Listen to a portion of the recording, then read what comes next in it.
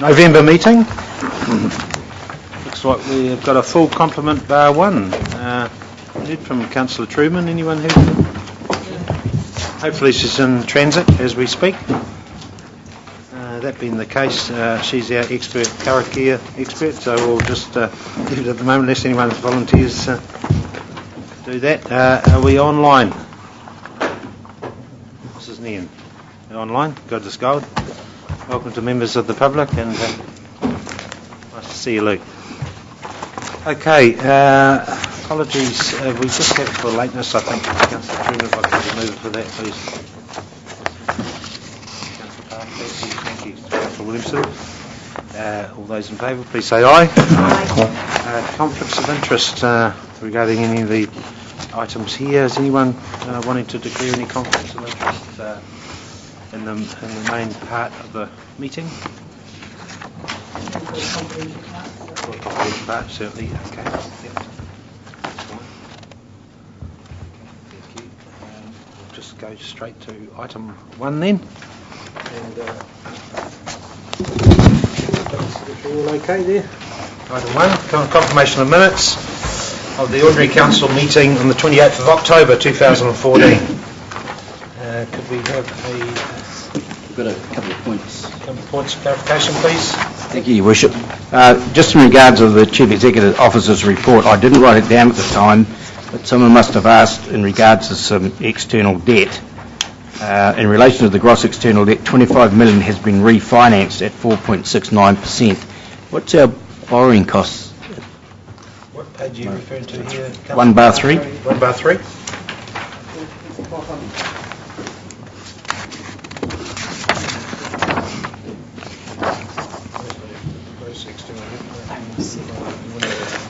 I did actually, through the chair, I did actually quote a borrowing cost. From memory, it was about 4.45 because we had about a 25 basis point arbitrage opportunity on the 25 million. So that would have brought it to 4.69. No, it's invested. We invested it at 4.69. We borrowed it at 4.45. So you borrowed to invest. Well, the opportunity was there. We have 25 million falling due in April, and the opportunity was, the way the interest rates moved, to borrow that 25 now and invest it at 25 basis points higher than what the borrowing cost was while we waited for the roll over in April. So total borrowings haven't changed? The total borrowings are up by 25 million. Okay. Thank you. Investments are also up by 25 million. Just very quick, Councillor Cousins. In regards to the Bonchall Park water supply, I notice here in the minutes it states communication with the Bonchall Park residents, but not all residents have been contacted. And later in the agenda, there's quite a bit to do with the costings there, so we'll maybe get clarification then. Thank you. Through Mr. Chairman, just clarification. I don't want to strike a coordinates necessarily, but just in regards to 1 bar 4 under food and beverage, Councillor Harvey declared a conflict of interest, but the vote is noted as 5 versus 5. Status quo remains, but I thought she'd removed herself from voting, so it should be 5-4. This is on the food and beverage. Dave wasn't here. Food and beverage cart proposal. There were 10 of us here.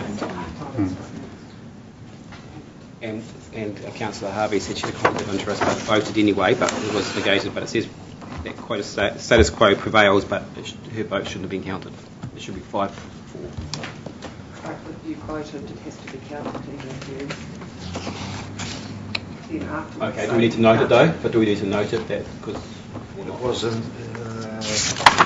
It isn't. You did declare it in the conflict. I read it. So yes, it was of interest, but I'm just thinking for clarity's sake, it should note that there, that Councillor Harvey. Not I'm trying to pick the fault with like that, but I'm just saying it should be noted. What about two? Yes, Councillor Harvey want it noted. That was to do with the... That's right. 1 bar 4. 1 bar 4. So just a clarification, Mrs. Jakes. So when you declare a conflict of interest, you're vote gets recorded in which way? And my understanding in this case was that the vote had already been taken, and then a conflict of interest was declared afterwards. No, No? the other way around. But we were voting for whether it was to do with the actual change of the way it was they had to explain it. Can I suggest, Mr Chairman, this is from the council meeting, so it'll be on webcam, so can I just suggest that we go back, have a review, and... It wasn't to do with her. No.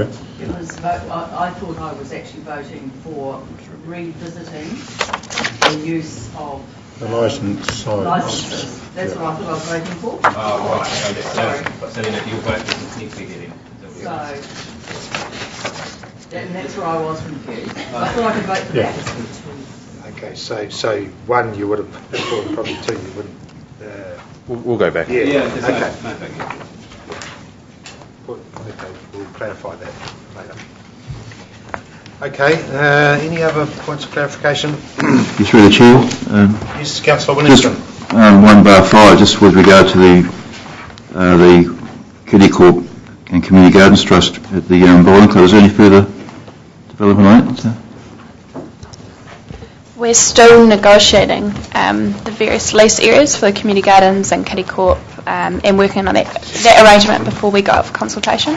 Thank you. Yeah, but we expect to be able to consult within the next couple of weeks. Thanks for that. Thanks, Ella. Any other points of clarification? Okay, with that being the case, could I have a mover for those minutes, please?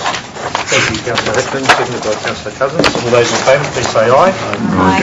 Against? Carried.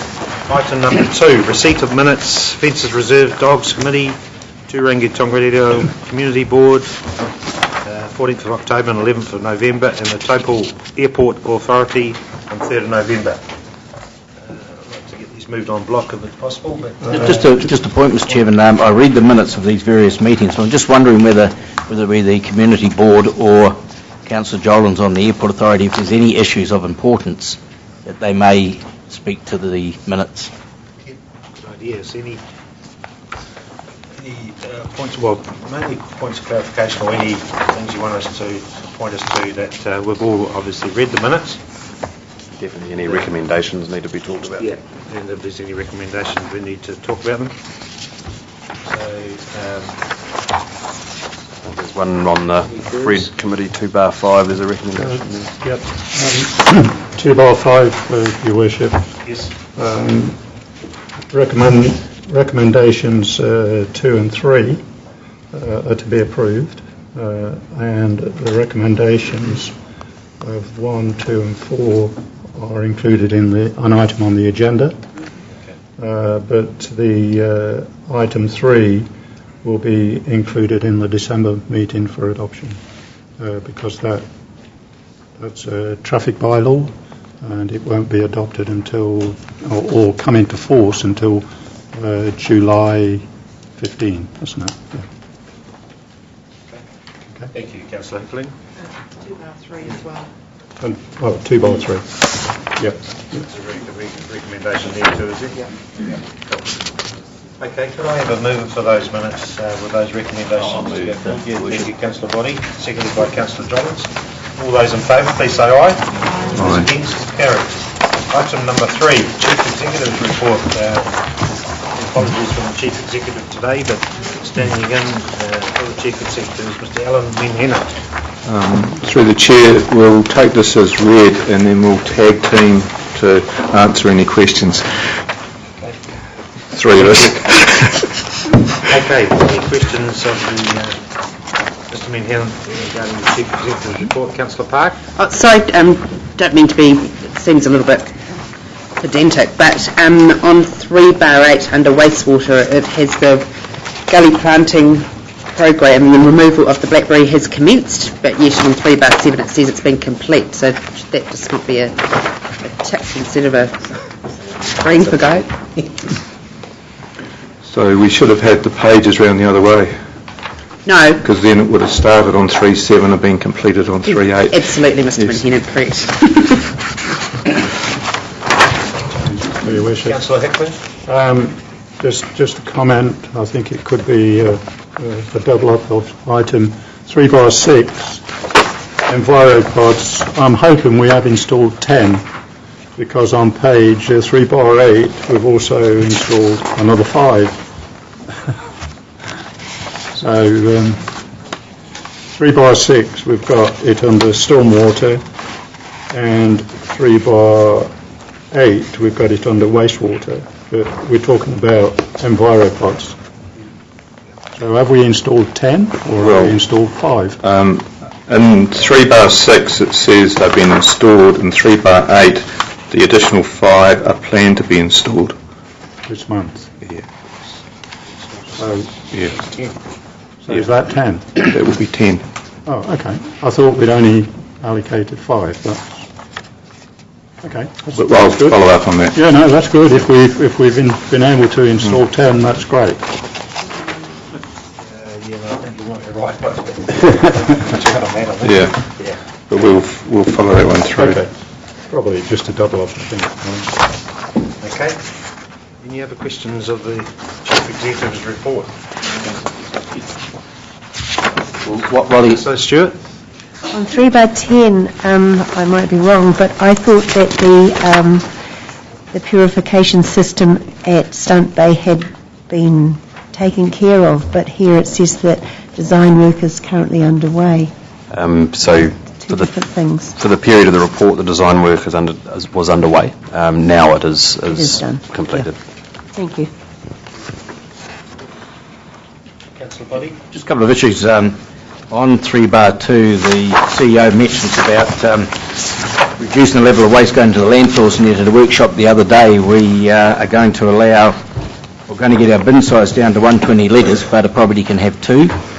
It seems a bit of a contradiction. You might as well stick with your 240s. The other one was to do with the protozoa removal from water. It's both on 3/2 and then later on, where the hell is it, 3/14.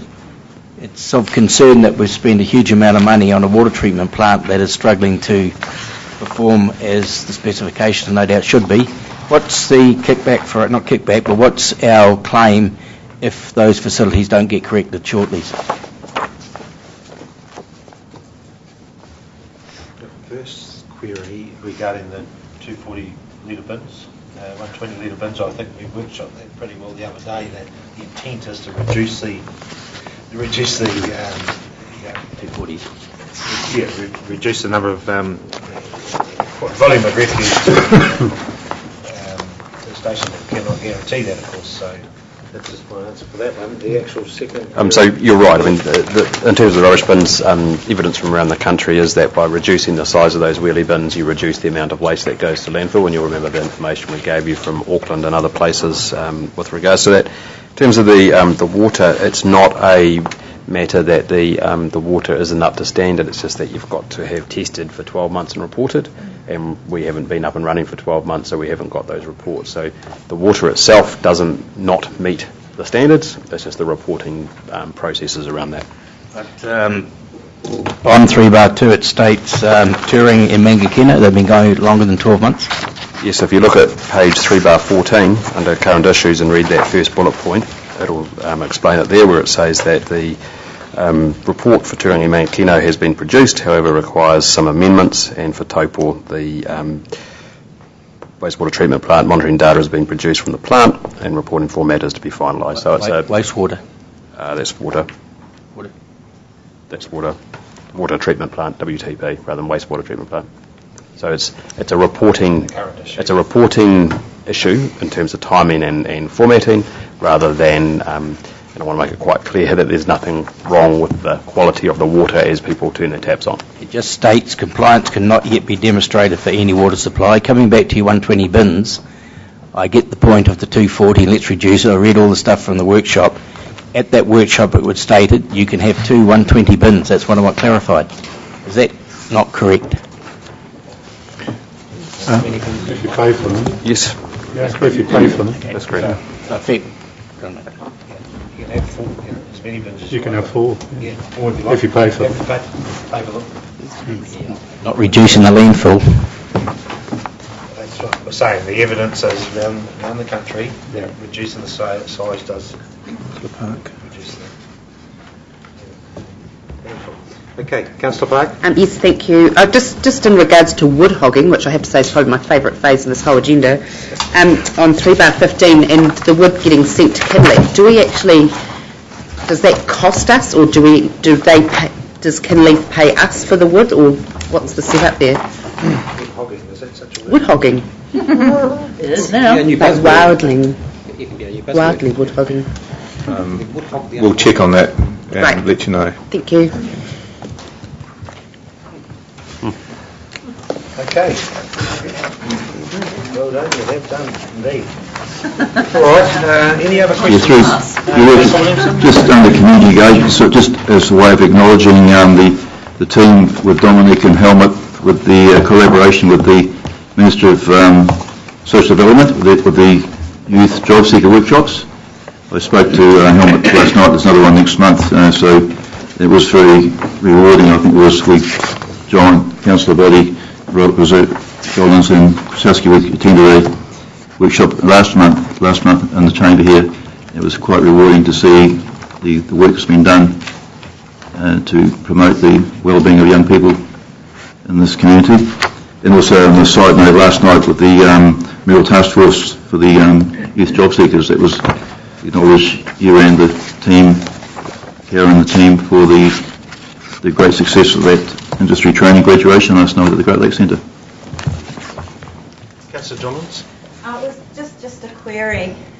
I note in the CEO report we don't have any financial updates, CP updates, and we won't be getting any CEO report in the next council meeting. So that means we won't be getting any financial updates till the end of January, for like 3 months. Through the Chair, there won't be a CEO's report on the 9th, but there will be a financial report and a Treasury Management report. Fantastic.